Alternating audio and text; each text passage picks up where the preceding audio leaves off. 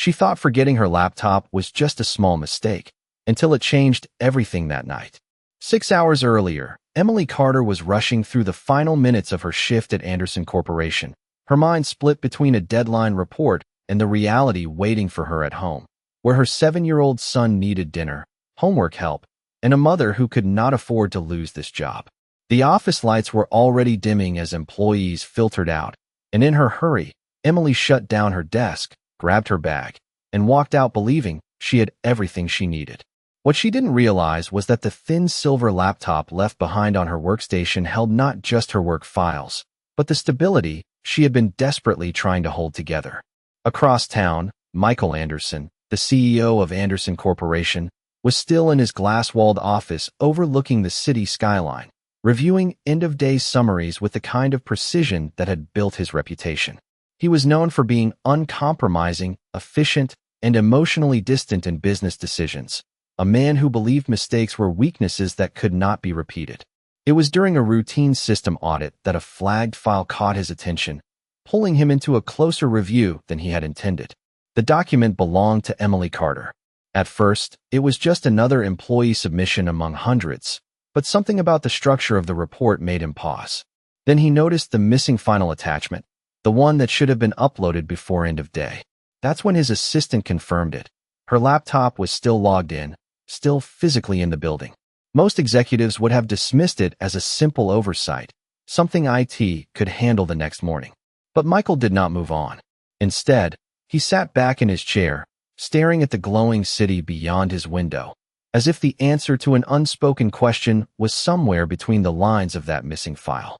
Emily Carter was not supposed to matter beyond her role in the company hierarchy, yet for reasons he could not immediately define, the idea of leaving that situation unresolved did not sit right with him.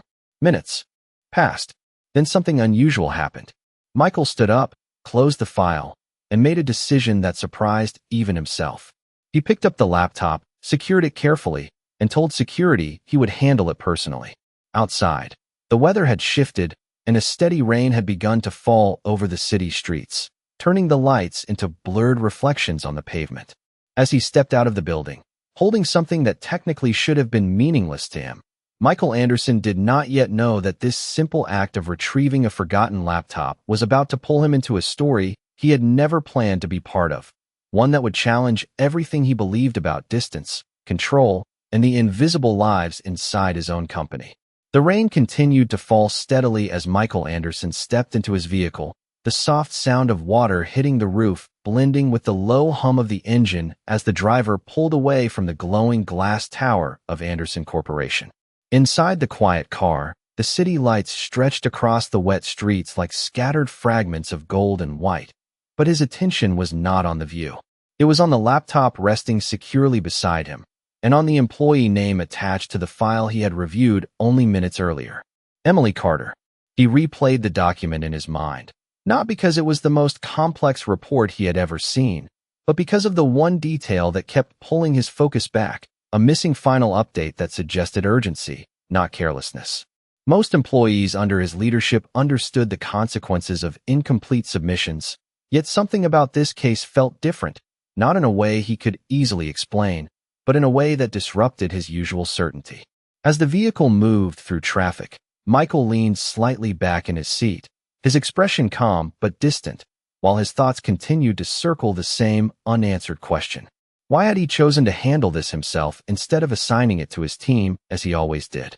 Across the city, Emily Carter was at home in a small but tidy apartment, the kind of place carefully arranged to make limited space feel like stability. Her son, Noah, was quietly finishing a drawing at the small kitchen table, occasionally asking her simple questions about his school day while she prepared a modest meal. She checked her phone once, expecting nothing unusual, unaware that at that exact moment her professional world had already shifted in a direction she could not yet see. The weight of her responsibilities had always been constant, balancing rent, childcare, and work deadlines with precision learned through necessity rather than choice. She had no idea that her laptop was no longer sitting safely on her desk at the office, and even less awareness that someone far above her position in the company hierarchy was currently carrying it through the rain with deliberate care. Michael's vehicle slowed as it turned into a quieter residential district, where the buildings were smaller, the streets narrower, and the atmosphere far removed from the corporate world he operated in. He looked out of the window, observing the contrast between this environment and the one he was accustomed to, noticing details he would normally overlook. A child's bicycle near a staircase, warm lights spilling through modest windows, the ordinary rhythm of lives that did not revolve around boardrooms or financial projections. He adjusted his grip slightly on the laptop bag, as if acknowledging to himself that what he was doing did not align with his usual logic, yet he did not stop. When the car finally came to a halt outside a modest apartment building, Michael remained seated for a moment longer than necessary, his gaze fixed on the entrance. The rain continued to fall, creating a soft rhythm against the pavement, and in that brief silence before he stepped out, it became clear that this was no longer a simple matter of returning forgotten property. Something unplanned had already begun, and the next decision he made would determine how far it would go. Michael Anderson stepped out of the vehicle into the steady rain, the sound of water striking the pavement echoing softly through the narrow residential street. The driver remained inside as he closed the door behind him, holding the laptop carefully under his coat as if it carried more significance than its physical weight would suggest. The building in front of him was modest, with a dimly lit entrance and a worn staircase leading upward, a stark contrast to the polished glass and steel environment he was accustomed to. He stood there for a brief moment, not moving, not speaking, simply observing the quiet rhythm of a life far removed from his own. Then he walked forward. Each step up the staircase felt deliberate, not because the task was difficult, but because it was unfamiliar. Michael Anderson was a man who made decisions in conference rooms, not at apartment doors in the rain. When he reached the correct floor, he paused again, adjusting his stance as he located the door number listed in the employee file. Inside the apartment, Emily Carter had just finished helping her son Noah prepare for bed. The small space was warm, filled with the quiet sounds of evening routines, the kind of normalcy she worked hard to maintain despite constant pressure. She was folding a small blanket when a sharp, unexpected knock echoed through the apartment door. It was late, far later than any visitor she would expect. She hesitated for a moment, glancing toward her son's room, then slowly approached the door. When she opened it, she did not immediately process what she was seeing. A man stood in the hallway, rainwater still visible on his coat, holding something she recognized instantly but could not comprehend in that moment. Her laptop. For a second, her mind struggled to connect the image with reality. Michael Anderson, the chief executive officer of Anderson Corporation, was standing outside her apartment at night. Emily's voice was quiet when she finally spoke, unsure and cautious, asking why he was there. Michael did not respond immediately. His expression remained controlled, but his attention was steady, focused not on the discomfort of the situation, but on the purpose behind it. He simply stated that she had left her laptop at the office and that it contained an incomplete submission that required correction. Emily felt a wave of embarrassment rise quickly, her thoughts racing through every possible mistake she might have made that day. She reached for the laptop instinctively, but Michael did not release it immediately. Instead, he added that the missing file was not just a routine document, and that it contained inconsistencies that needed clarification before the next morning's review. The words carried no anger, only precision, but they landed heavily. Emily tried to explain that she had intended to finish everything before leaving, her voice steady but clearly shaken.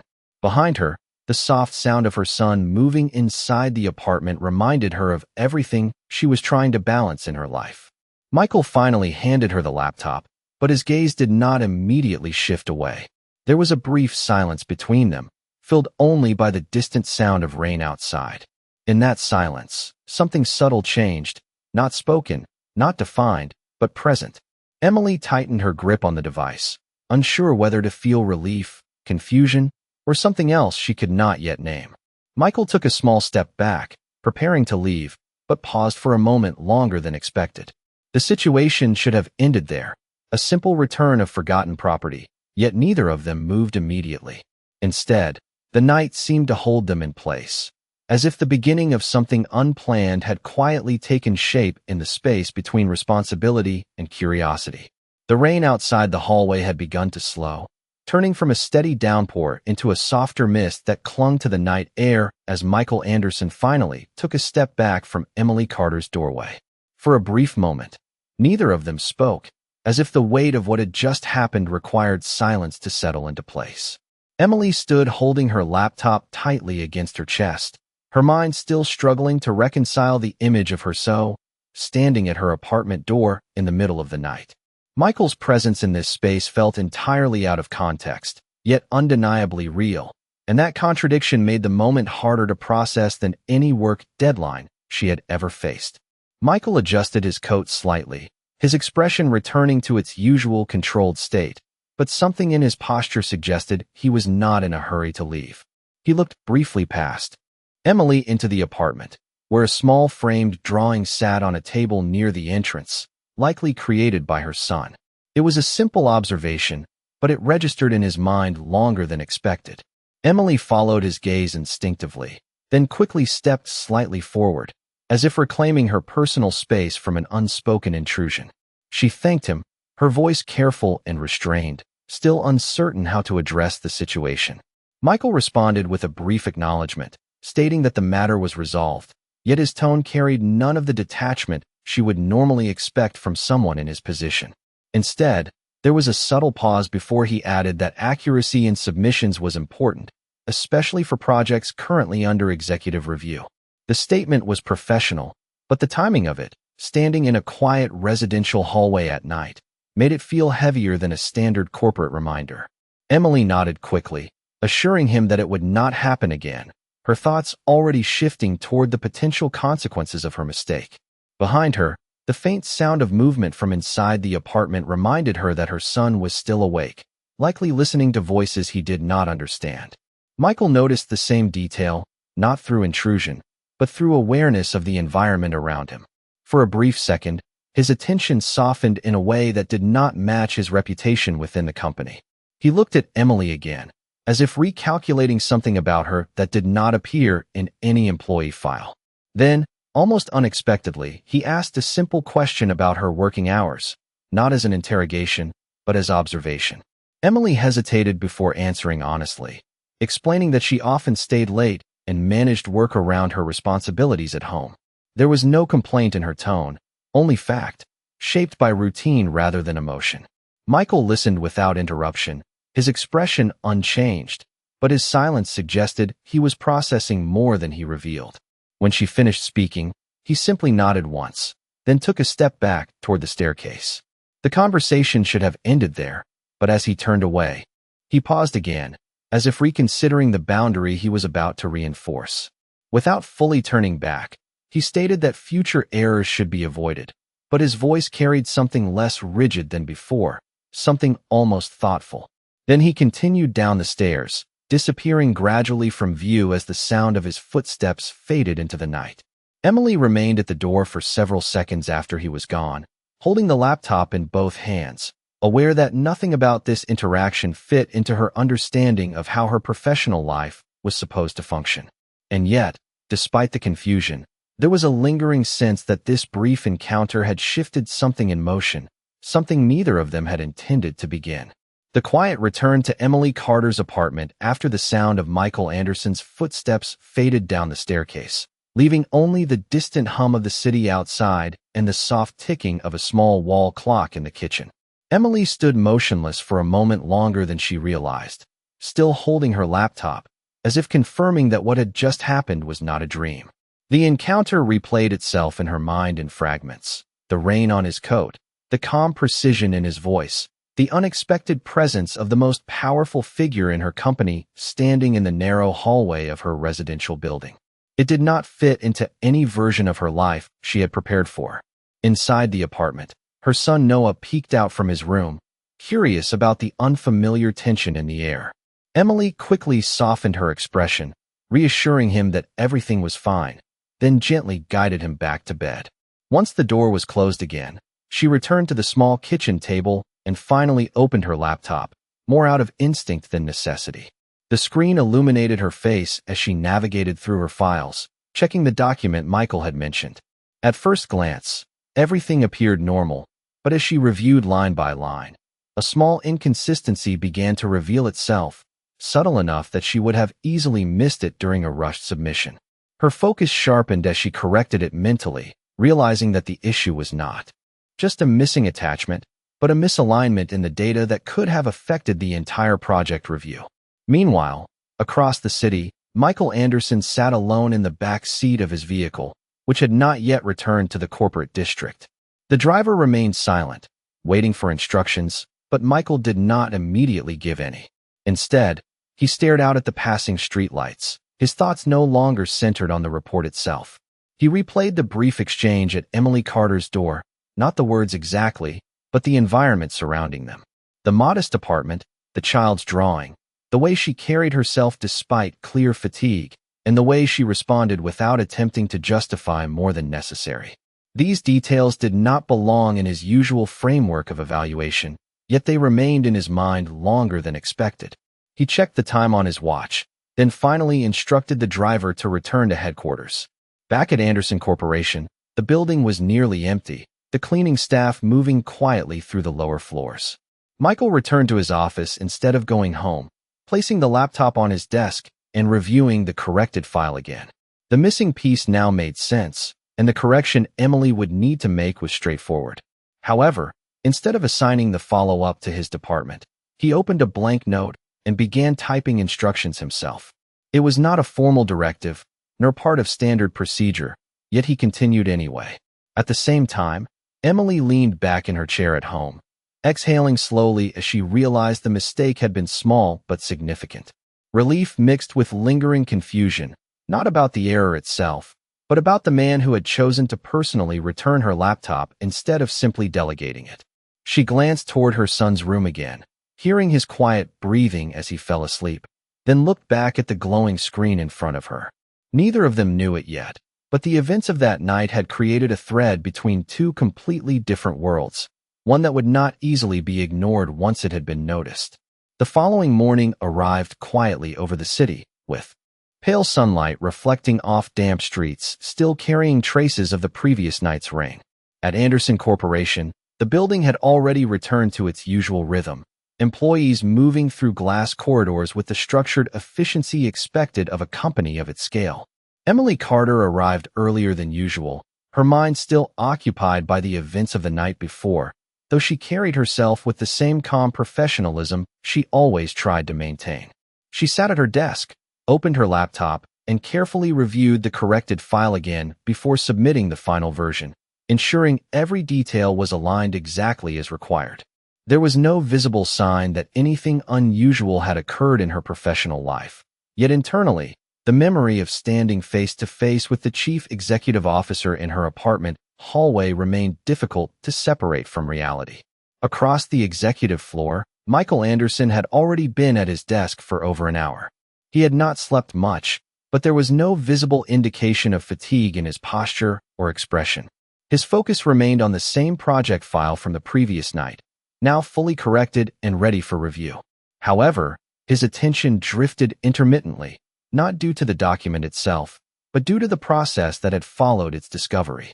It was unusual for him to involve himself directly in matters that could be delegated, yet the decision he made had not felt forced or impulsive.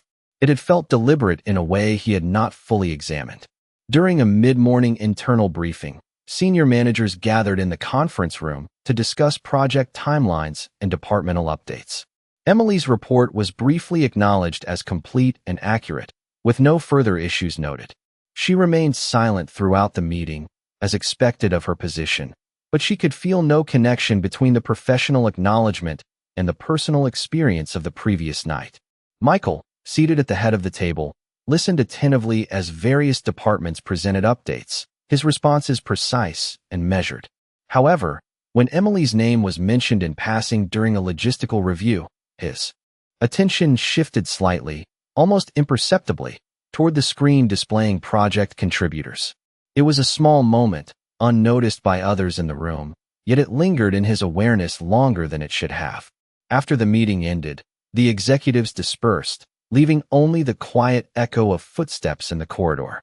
Michael remained seated for a few additional seconds, reviewing a set of internal metrics, but his thoughts briefly returned to the apartment building he had visited the night before.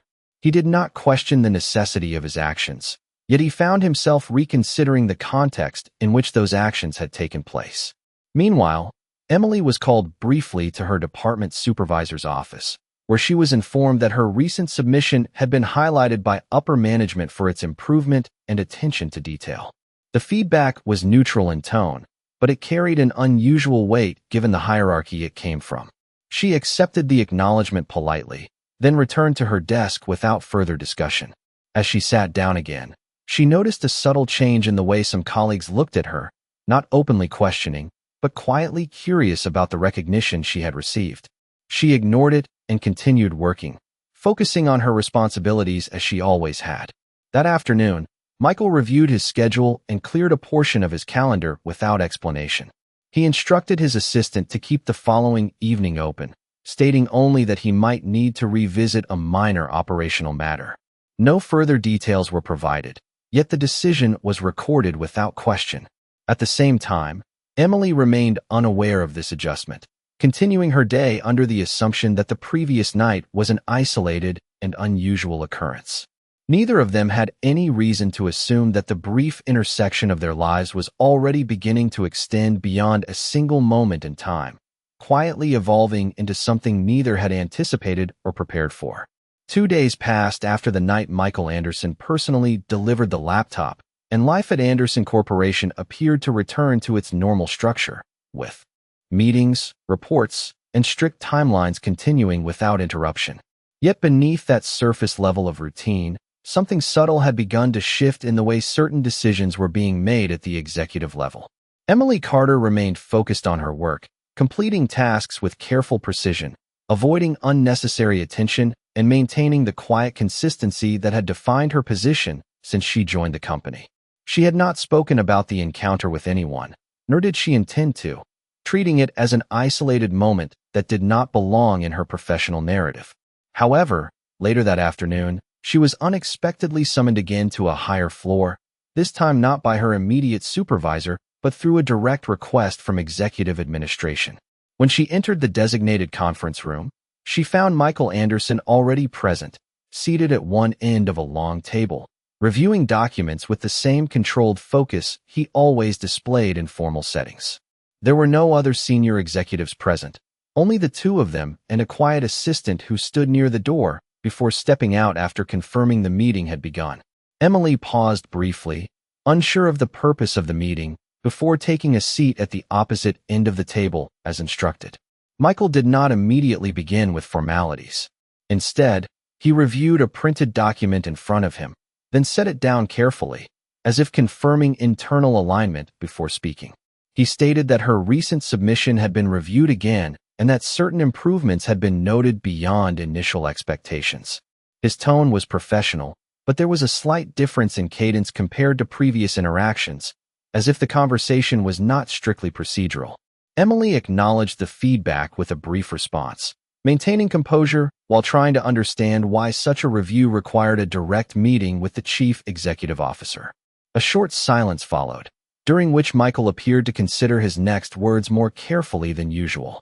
He then explained that the project she had contributed to would be moving into a more sensitive phase involving higher level oversight, and that accuracy and consistency would be critical moving forward.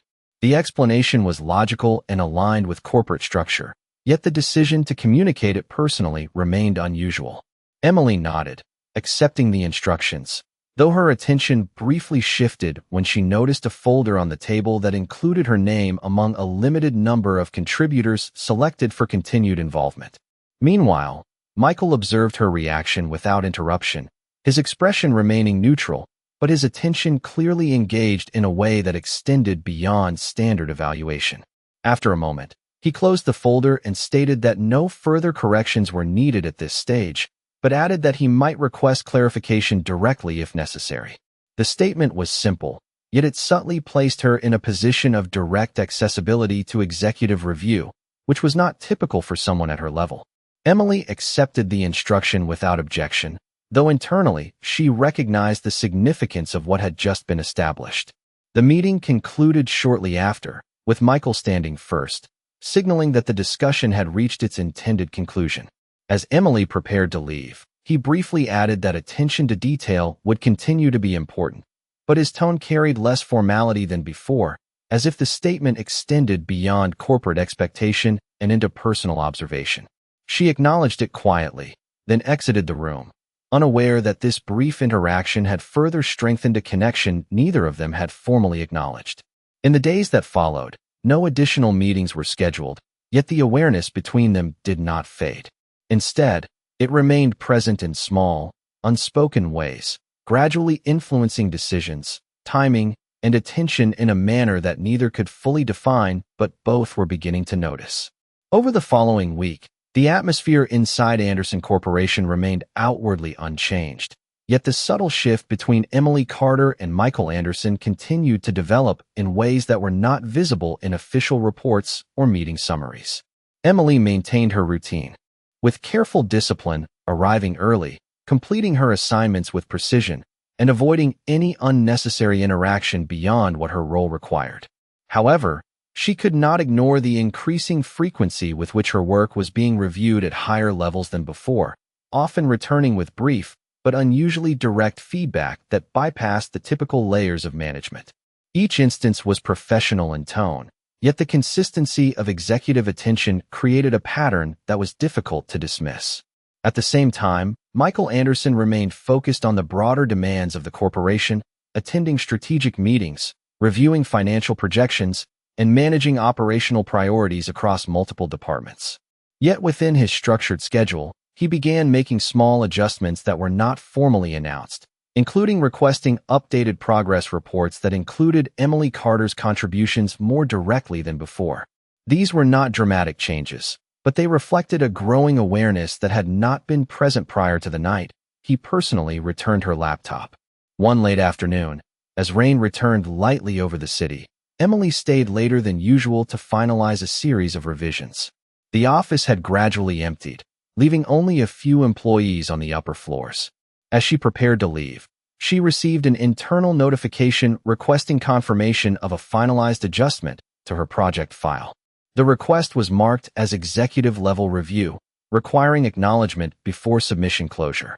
She hesitated briefly, then followed the link, only to discover that the review had already been pre-approved by Michael Anderson himself. There was no additional commentary, only confirmation of acceptance and a request for continued consistency in future submissions. The simplicity of the message contrasted with its significance, and Emily found herself pausing longer than expected before closing her laptop. Meanwhile, in his office several floors above, Michael stood near the window overlooking the city, holding a printed summary of ongoing project statuses. The rain outside blurred the skyline, creating a softened view of the buildings below. He had not intended to involve himself further in individual employee workflows, yet he found that his attention continued to return to specific details related to Emily Carter's performance. It was not a matter of necessity, but of observation, as if he were tracking a pattern that had not yet revealed its full meaning. Later that evening, as he prepared to leave, his assistant informed him that all scheduled tasks had been completed. Michael paused briefly, then requested a minor adjustment to his calendar for the following day, leaving a small window of time unassigned. No explanation was given, and none was requested. Across the city, Emily returned home to her son, attempting to shift her focus away from work entirely, yet the unusual level of oversight lingered in her thoughts. She did not question it openly, but she could not ignore the fact that her professional trajectory had subtly changed since the night her laptop was returned. There was no formal acknowledgement of any connection between her and the chief executive officer beyond standard corporate interaction, yet the pattern of attention suggested something less structured was beginning to form beneath the surface. Neither of them spoke about it directly, and no official records reflected it, but the distance that once defined their worlds was no longer as absolute as it had been before. On a late evening several days later, the city outside Anderson Corporation was quiet under a soft layer of cloud cover, with office lights reflecting across the glass exterior of the building like distant constellations. Most employees had already left, but on the executive floor, Michael Anderson remained in his office longer than usual, reviewing a final set of project summaries that required approval before the next phase of execution. His schedule was structured, precise, and typically uninterrupted, yet tonight he had allowed an unassigned block of time to remain open, a decision he had not publicly explained. At the same time, Emily Carter was finishing her work on a lower floor, carefully saving her final updates before preparing to leave. Her routine had remained consistent in the weeks, following the unusual increase in executive attention, yet she had grown accustomed to occasional direct confirmations tied to her submissions, all of which remained strictly professional in tone. When she received a notification instructing her to upload a final verification file, she completed it without hesitation, unaware that the approval process had already been reviewed and cleared at the highest level. As she shut down her workstation, she paused briefly, noticing the quiet emptiness of the office around her, a reminder of how late she had stayed once again. In the elevator, she reflected briefly on how her work had subtly changed in structure over the past weeks, not in difficulty, but in visibility, as though her role had shifted closer to a level of oversight she had never anticipated. Meanwhile, Michael reviewed the last document on his screen, then closed it without additional annotation. He stood from his desk and walked toward the window, observing the city below with a steady expression. There was no urgency in his movement, only a quiet sense of consideration that had become more frequent in recent days. He did not associate it with any formal obligation, yet the pattern of attention he had directed toward Emily Carter's work remained present in his thoughts in a way that was difficult to categorize. A few minutes later, as Emily exited the building and stepped into the cool night air, she was unaware that Michael had also left through a separate exit moments earlier. Their paths did not cross physically, yet the timing of their departures aligned in a way that felt coincidental only on the surface. Emily walked toward the nearby transit stop, adjusting her coat as she prepared for the short ride home, while Michael entered his vehicle without issuing any immediate destination beyond the city route. Inside the quiet space of his car, he leaned back slightly, looking out at the passing lights without speaking. The driver followed the standard route, but Michael's attention was not on the schedule ahead. Instead, it lingered briefly on the recent sequence of events that had begun with a single forgotten laptop and had gradually extended into repeated intersections of professional oversight and indirect awareness. Across the city, Emily arrived home and quietly settled into her usual evening routine, spending time with her son and separating herself from work responsibilities as she always did. Yet even in the familiarity of her home, there remained a subtle awareness that the boundaries of her professional life had begun to shift in ways that were not yet fully defined. In his office later that night, Michael reviewed one final internal report before leaving for the evening. As he shut down his system, there was no formal conclusion to the thoughts he had carried throughout the day, only a quiet recognition that certain events no longer felt entirely isolated. Neither Emily nor Michael spoke of what had occurred, and no official record captured the subtle progression between them. But the distance that once defined their separate worlds had begun to narrow in ways that neither fully acknowledged, yet both had started to recognize in silence.